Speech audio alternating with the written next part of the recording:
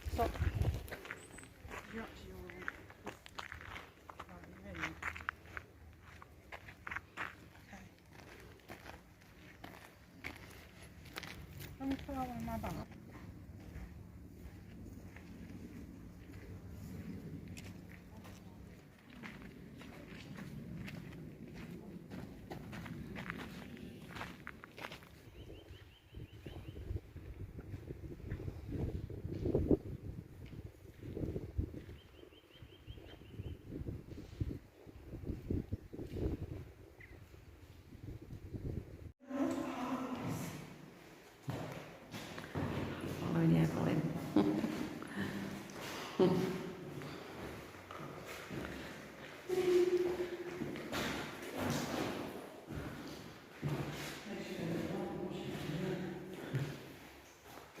I don't know how to get upstairs very much for that locked door, you can't go.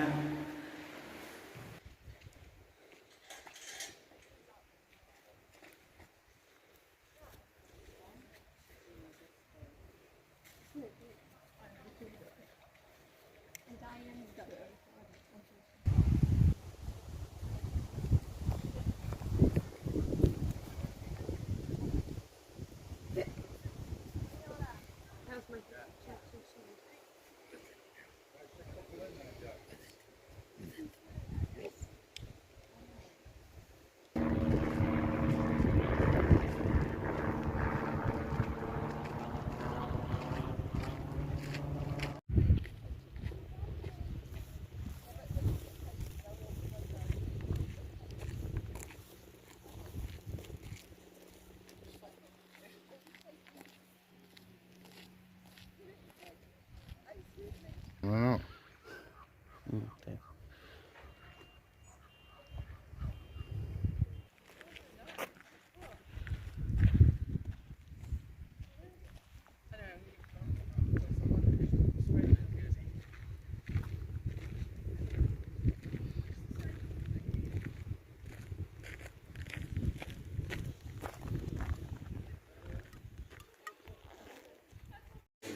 And then you just like put it back on. These are the latest washing machines. Don't you feel that this is what you really need?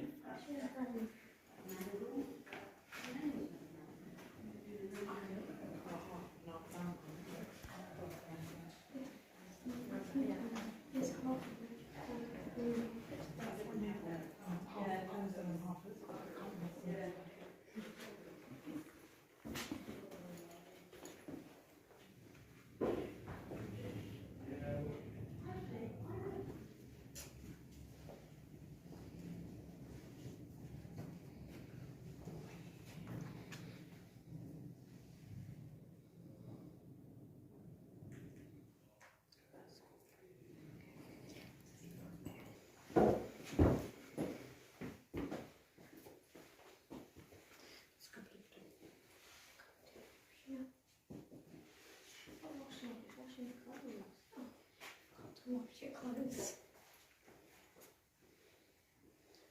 This is what Grandad said is in the garden. So it would have been useful, right? And then just call it on by like.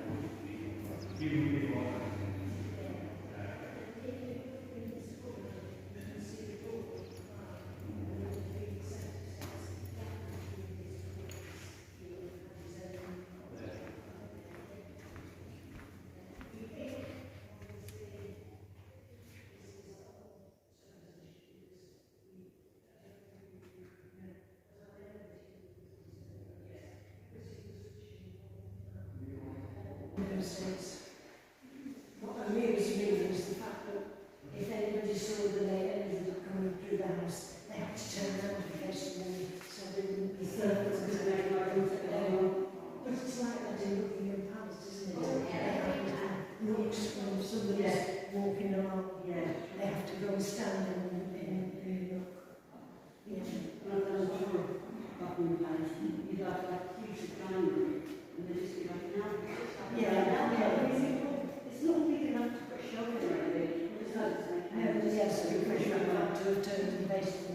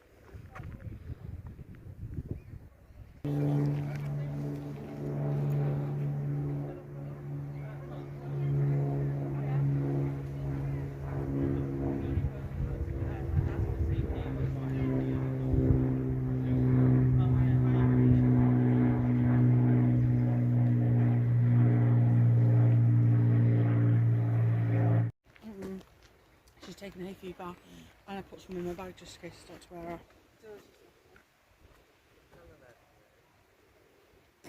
Oh, now I know why she's done that one. But then all stand together nicely. Nicely. Evelyn, stop being messing. Dylan, put your hand down. Nicely. Evelyn, smile.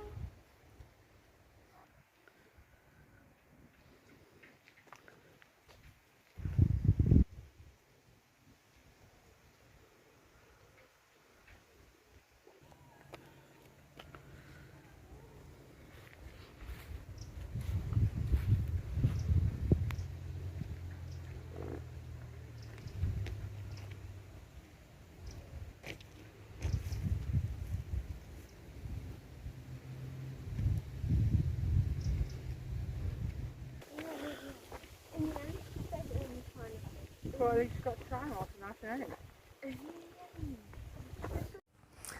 Right, did you enjoy that? It's quite nice, wasn't it? And we had lovely weather as well. It was really hot at one point. One point it felt so hot I felt a bit sick. I was like, ugh, because the sun was beating down. It was really hot.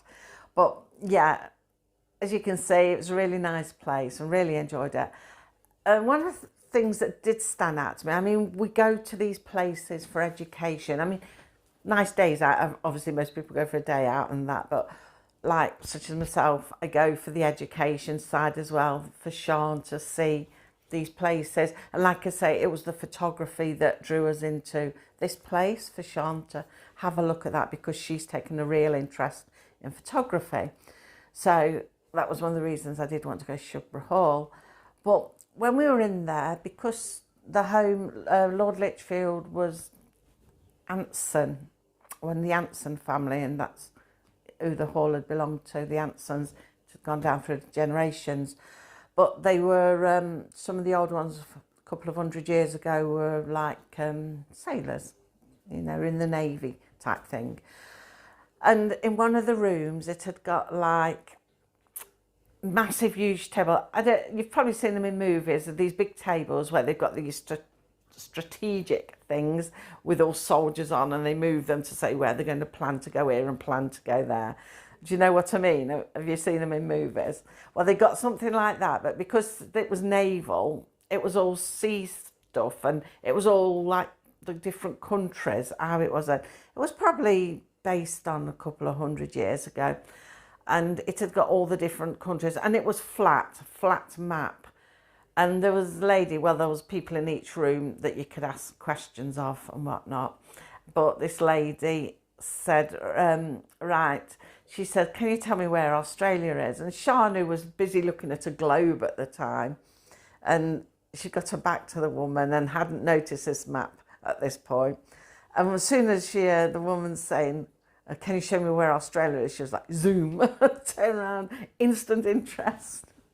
Straight to the map, straight looking down, and found it more or less straight away. And she goes there, and the woman has said, oh, what was it previously called? And she said New Holland, which was correct. And my other daughter, Lisa, said to her, she goes, oh, have you learnt that in your home education? She says, no, I learnt that in my self-led work, she said. And I thought that was really good, because a lot of people will say, oh, self-led work, it's just an excuse for parents to be lazy and for the children just to do what they want. They probably sit on computers or play games all day, you know. But this just went to prove that children are learning all the time when they're doing self-led things. And she'd studied all these countries. She'd done lots of countries. Well, you've probably heard me tell you before that she's got a big interest in countries. And these are the sort of things she studied, that she was able to go here and identify straight away Australia. And she probably could have named them all. She probably could have done them all. I think she was hoping the woman was going to ask her more, but she didn't. Yeah, I was really quite pleased that she could do that. And to me, I thought, beyond all doubt, it proves that children who are left to do self-led work do actually do self-led work. They learn things that they're interested in. And this was just the proof of it for me. And, you know, well, I knew she did it anyway because she's always doing stuff. She's always sat with a book and she's always sat writing things and what you're learning now sort of thing. Because at the moment she's doing the Arctic and, no, she's been doing that for a while actually. And Mount Everest. She says to me the other day, Mum, I wouldn't mind climbing Mount Everest. And I thought, well, I'm not coming with you. I was like, oh yeah. Oh dear. I thought, thank goodness she can't. But yeah, she's really interested in that at the moment, and the characters, the explorers who climbed, and especially the ones that sort of lost their lives doing it, and the ones that did manage to survive, but the problems they encountered afterwards. So she's learning all that at the moment. And you know she's learning because Sean's the sort of person who comes and tells you all this stuff, and she has to tell you every detail of what she's found out. So whether you're interested or not, you've got to listen to it. She might test you on it later, and she quite often does. Because another thing she's been doing with the Mount Everest, she created a game on her phone. And you know how you have these question games and you get so many points out of 10, 20, depending on how many questions you've done. So she created a game on her phone with questions relating to Mount Everest and the explorers. And I think I've got one right on it so far. Trying to memorise it, but I'm not very good at memorising it. I get mixed up with them all. So yeah, she's done that. That was the latest thing that she'd done. So self-led learning is a bigger and important thing as structured learning, and probably more so because they're actually picking what they want to learn and learning and getting more from it because that's where their interests lie. And that's the important thing because that's the bit that takes them forward in the future, their interests. That's what, you know, shapes them for where they want to be. So yeah, I thought that was really good. So that was the house. I don't think there's anything else to tell you in regard to that. That was what we did last Friday. Now, another thing, Sean's finished reading her last book. I'll show it you. Opal Plumstead. So I thought I'll just give you a quick review on what we thought of that. I loved the book, really liked it. And I'm just saying, like, I'm always going on Jacqueline Wilson, writes for, well, she doesn't just write for the younger readers, she writes for the older readers. But like some of the books that Sean's has are up to, they say up to 12 years, but they're really enjoyable. I enjoy them, and I know people who are older that read them, so they're really enjoyable. This was a very good book. It was about a couple of sisters living with a mum and dad. I wouldn't say they were extremely well off, but they wasn't sort of, they a working class family as like they had to work. The dad went to work, obviously. I'm not sure if he worked in a bank and he did something with the money. So he had a good position, and the mother didn't work, and there was the two daughters. Now the eldest daughter sounded like she was a bit older than Opal, and she was like in a milliner's doing hats, is that the right word for it?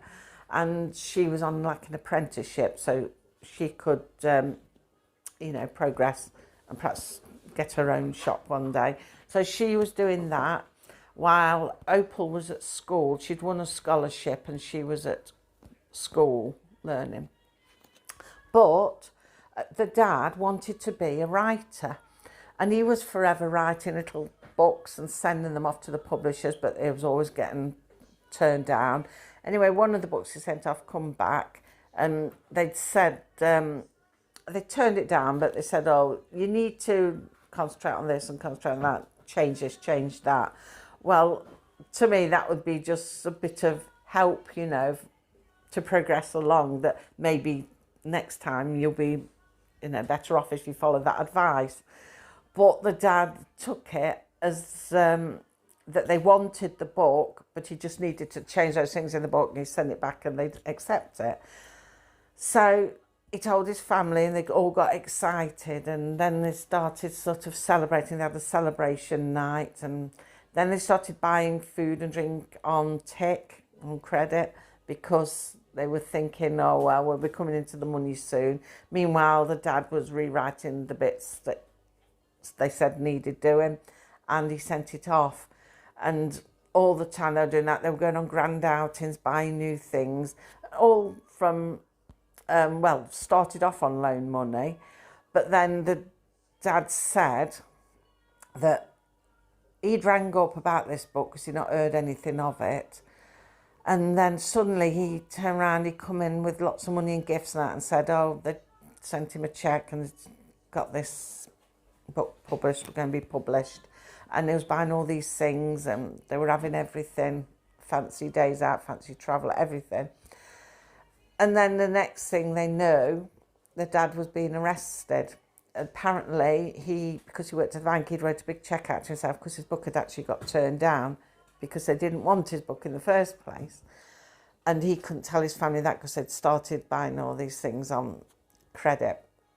So, he got arrested. He got sentenced to a years of hard labour. Well, of course, they couldn't afford to send Opal to school anymore. The mum said she'd have to go out to work. The mum took on some childminding work, and Opal had to go to the local sweet factory and work.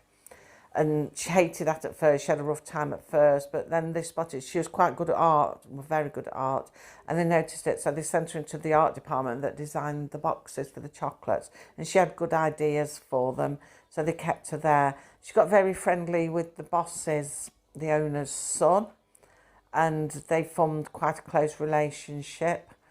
And then the mother found out, and she went mad and didn't, want nothing to do with Opal. She didn't fire her, but she said the son could have nothing to do with that. Then the son started to see her secretly again, and then World War One came about, and the son decided to sign up because they did this speech in the factory for every man to sign up, and the women would keep the work going. But the son said he was going to sign up. Well, the mother was going distraught. She didn't want to. So she then turned to Opal and said, can you talk him out of it? Well, Opal couldn't talk him out of it, although she tried. So he ended up going to war, and then sadly lost his life. And the mother just moved away, and the house that belonged to them got closed up. The factory got knocked down, and that was that really. Opal just had to try and move on. And how did it end, Sean? Can you remember? I forgot how it ended. Mrs. Roberts, who's a boss. Yes. The mother of... The boss, Mrs. Roberts. She wanted to help her and took her to the art school. Oh, that's right. Yeah, I forgot that bit. Yeah, in the end, the mother had seen... Well, she knew she was good at art, so she paid for Opal to go to the art school and to better herself. So that's the gist of it, really. Really good book. We really got into it. I could have gone on and followed Opal forever. But I was really sad that Mrs. Roberts, the owner's son, died. That was really sad. And I was sort of shocked when Sean read that. I was like, what? So that was really sad and sudden, but it's a very good book. If you haven't read it already, I definitely include it into your read alouds. It covers the suffragette movement. It covers that as well, so it's quite good. You could talk about the suffragette movement. You could talk about First World War. You could talk about factories and times in those days. So not only are they good reading books, but it gives you plenty of things that you can talk about, plenty of topics. So that one's finished. So we started the next one. She's got 3 left in a box to pick from.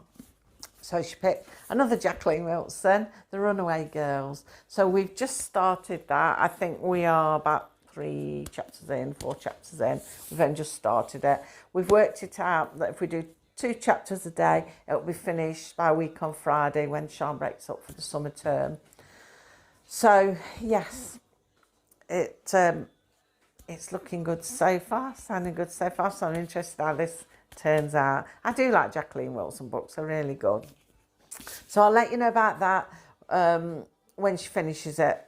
When she's broke up and we finished it, I'll give you a review on that, how that was. But I do like Jacqueline Wilson books. I think they're really good. So, yeah, like I say, she's got 2 more books left in the box that she didn't get round to reading this year. They'll roll over now for the start of the next school year, which for us starts at the beginning of September. I've bought her another couple of books. Guess who the author is? Jacqueline Wilson. So I've bought another couple. There's another one I want to get her, so that will take her back up to 5 in a box, which will probably keep her going then until a World Book Day next year when we buy her some more. But I'm thinking now that I might start going to the bookshop and letting her pick some herself when we start running low. But we'll see how we go anyway. So yeah, I'll show you what books she'll be starting for next year during the summer break. We'll have a look at them then, what books we've got. So that's it for this week, I think. I can't think of anything else that we've been doing at the moment. We've been indoors mostly because it's been so hot. It's been roasting hot. I don't go outside. I just sit in the house, curtain shut, fan on. Don't go outside.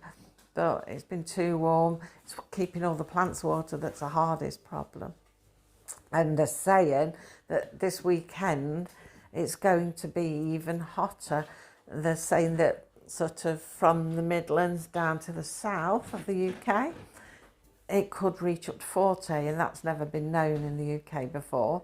So I'm dreading that if it does. And we've got the local village carnival on Saturday, so I don't know how hot it's going to be for that. I mean, we've always gone to the carnival, but if it's really hot, I might rethink it and not do. But the parades go past our house, so at least we'll see the parade. So we'll have to wait and see what happens. So yes, that's that for this week. I'll see you now next Tuesday and we'll see what we can bring you. I've got another mystery actually. Thinking like last week doing a mystery. It's not a murder mystery, but it is a mystery. But I've got to work on it. So it might be a couple of weeks when I do it. Probably when Sean's broke up for a summer break, because then I've got a bit more time where I can actually go and find some pictures and, you know, look into it a bit more, double check things a bit more. But yeah, we will do that one in a few weeks' time. So that's that for this week. Thank you for watching. Thank you to all the new subscribers as well. I mean, I do a bit of all sorts. I did tailor my channel back to homeschooling, but everything is learning, isn't it? Everything's educational, no matter what you do. So we do a bit of everything. Life, how we are, what we do. So take care, especially this weekend if you're going to be anywhere where it's going to be hot. Drink plenty, lots of water. Stock up on your water is a good idea, because I read in the news that they're saying that if it does reach in the 40s, there's a chance things like your electricity could go down, the water might not work because things will break down and go all gungy. So stock up on plenty of water, get your taps filling things up now, some bottles, and just put them away. My husband thinks I'm daft when I say that, but I say, well, if it happens, you'll be glad. And if, you know, it doesn't, you don't need it, you can use it to water the plants outside. So none of it goes to waste. So yeah, anyway, stay safe, especially if you are going to be in a warm area, and take care of yourselves, and I will see you next Tuesday. Bye.